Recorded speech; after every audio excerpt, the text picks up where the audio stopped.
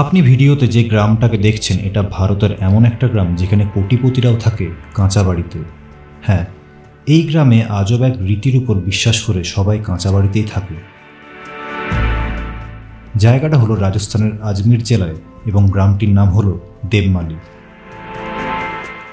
এখানে সবাই সচ্ছল অবস্থাতে থাকলেও কেউ কিন্তু পাকা বাড়িতে বাস করেন না। কিন্তু কেন?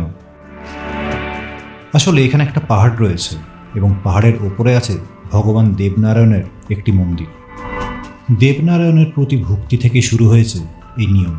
মনে করা হয় দেবনারায়ণ এই গ্রামে এসেছিলেন একবার। গ্রামবাসীদের সেবামূলক কাজের মনোভাব ও ভক্তিতে সন্তুষ্ট হয়ে বর দিতে চেয়েছিলেন তিনি, কিন্তু গ্রামবাসীরা কোনো বর চাননি। তারপরে দেবনারায়ণ নাকি বলে গিয়েছিলেন এই গ্রামে কোনো পাকা ছাদযুক্ত বাড়ি যেন না তৈরি করা হয়, এবং তাহলে গ্রামবাসীরা শান্তিতে থাকতে পারবে। তারপর সেই বিশ্বাস থেকে এই গ্রামে কেউ পাকা বাড়ি তৈরি করেননি আজ পর্যন্ত। পুরো গ্রাম পৌরাণিক বিশ্বাসের উপর ভর করে কাঁচা ঘর তৈরি করে সেখানেই বসবাস করতে শুরু করেছে। সে মধ্যবিত্ত হোক বা বড়লোক, সবাই মাটির বাড়িতে বসবাস করে।